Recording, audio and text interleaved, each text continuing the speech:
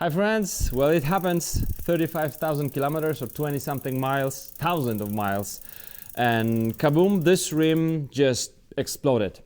Funny thing is that the wheel still spins, and it's pretty true, I would say. The tire doesn't even touch the frame, the rear triangle, but you could feel something is wrong. So we have this rim split apart.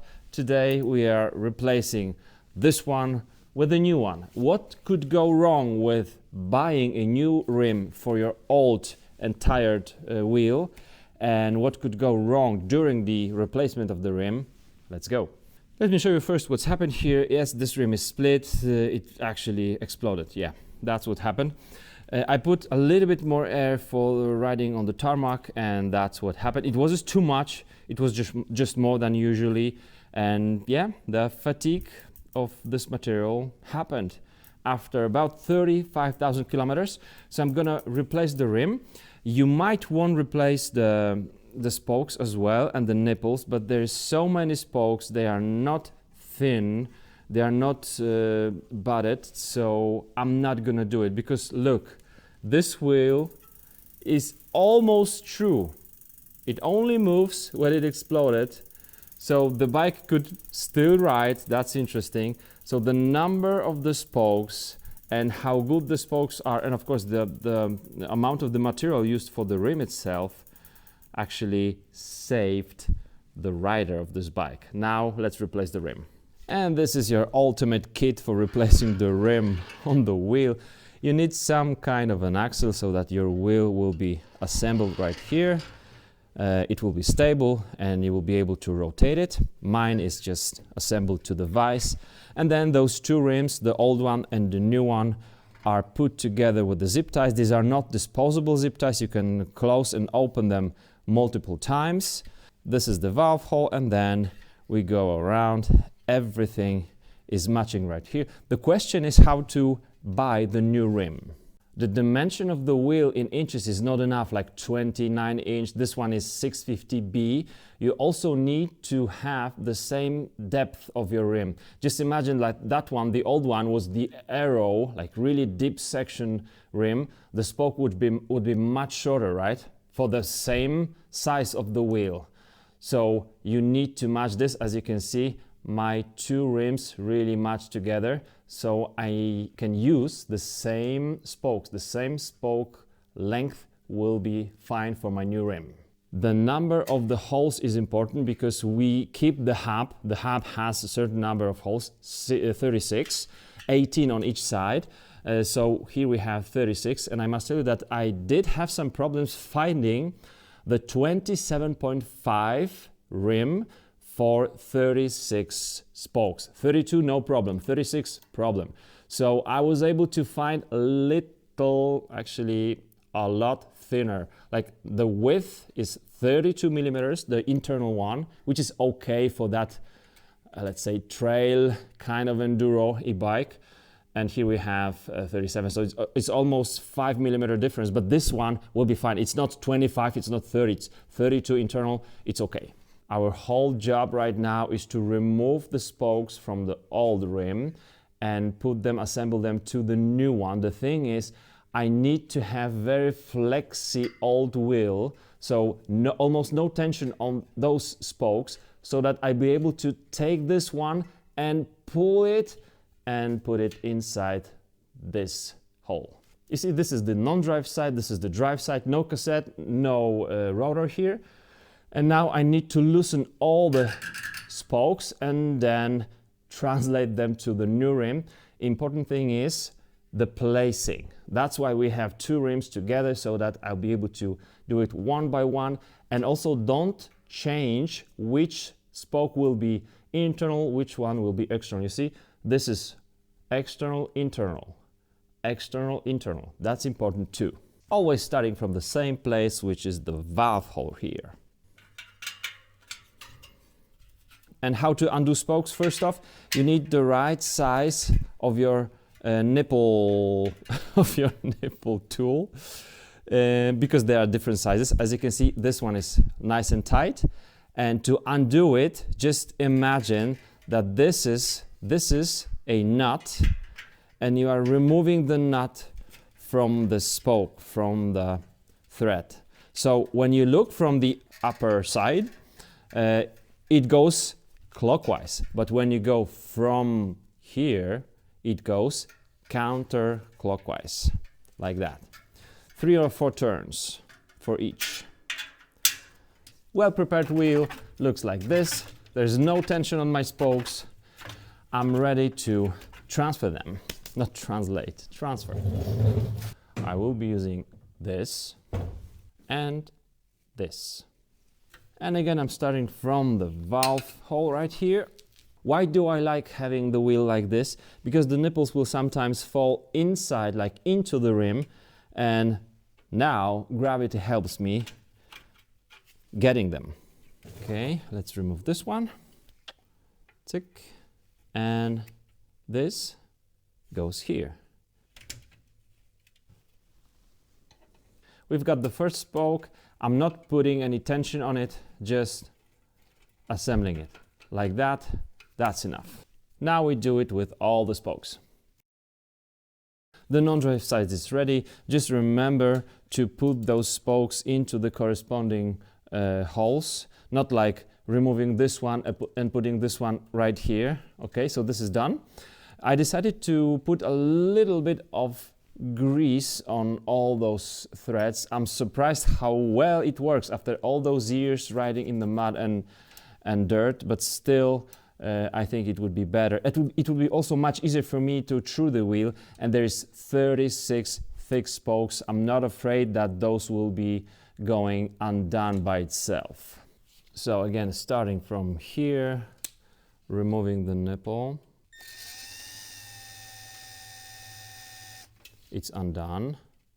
Don't lose it in the rim, because then finding it and removing it might be time costly. So this is my nipple, and then the spoke. I don't want to scratch the new rim. Little bit of grease, little bit. And now, since we have more distance from the drive side to non-drive side, we have little shorter spokes, if you will. Here it is. Just put it right into the thread or onto the thread. Once it's there, done. Next, you ready for this? Ding. And ta-da! Having our wheel laced, we need to put it on the wheel stand, truing stand, and then do the job.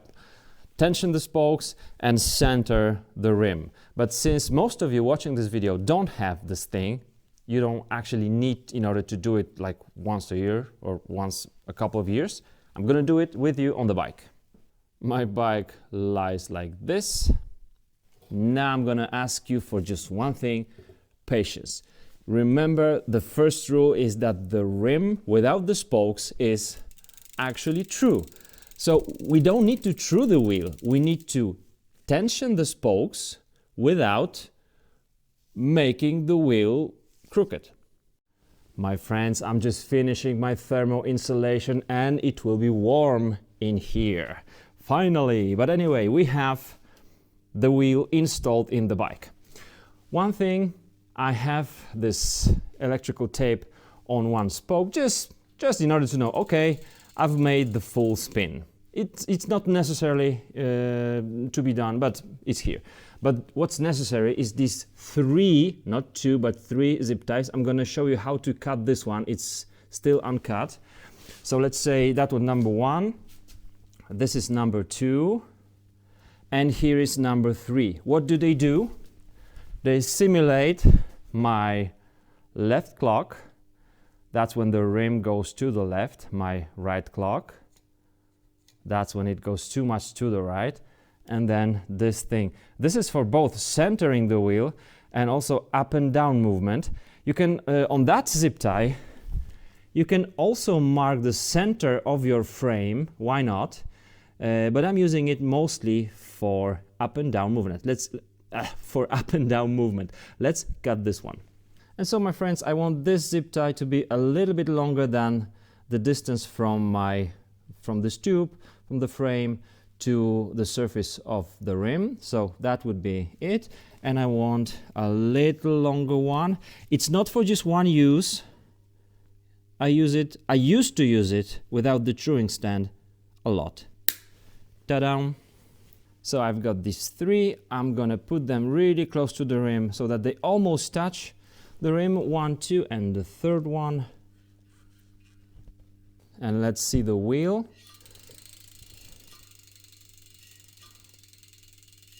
Okay.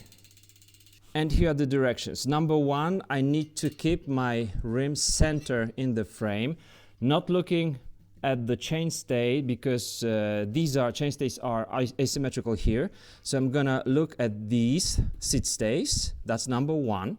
Number 2, I will be putting more tension evenly on each individual spoke, but where the rim goes more to the right, I'm going to put more tension on the left side, and where it goes to the left side, I'm going to put a little bit more tension on the right side. And where the rim goes down, not being actually being oval and touching this zip tie, the big one here, I will be pulling the rim towards the hub by putting the tension on both sides.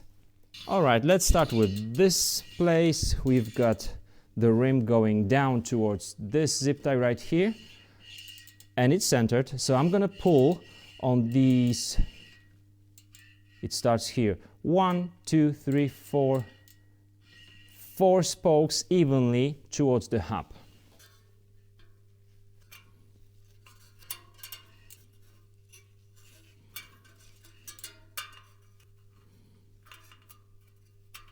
And that's good. It no longer goes down right here.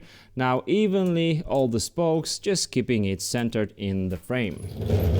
After about 15 minutes, it looks like this. There is a little movement left to right and a little up and down, actually down, and the rim goes down where it was connected. I'm going to show you the place. That's the place. I'm not going to fight with it. So you see this rim isn't perfectly round. Just in this place, it goes a little bit downward or upward. So I'm gonna fix it, but not fully. The next question, what about the tension? If you don't have a tension meter for your spokes, just check the wheel you already have. Here we have way more tension on the spokes than I have right here, and probably other questions from some of you. If we need to keep the cassette on the left side, why do I say to keep the wheel centered? We need to have the space for the cassette, yes, and it's done by having shorter spokes on the drive side and longer on the non-drive side. So of course this rim has to be centered in the bike, in the frame, and because these spokes on the drive side are shorter, you will feel more tension on them than here on the non-drive side. And now just to check my work, as you can see there is very short little reaction from this clock, and that's where the rim was connected. So that is a little edge right here, you can see it probably, and it just stands out. It's not the rim going left right or actually to the right here. It's only that little edge, otherwise it's really good. One more thing, when you check how true your wheel is at the end, make sure that you have installed your tire correctly. For example, this one, Maxxis Minion, is not 100% straight. I installed it well, but it's not 100% straight. There's just a little movement, you don't see it. There will be nothing that you can feel while riding. I can see it. So just make sure you're looking at the rim, not at the tire. And of course, you should install the tire correctly. That's how it looks like. It's straight, it's centered in my frame. And this bike is ready for another 30,000 kilometers. Thanks for watching. See you guys.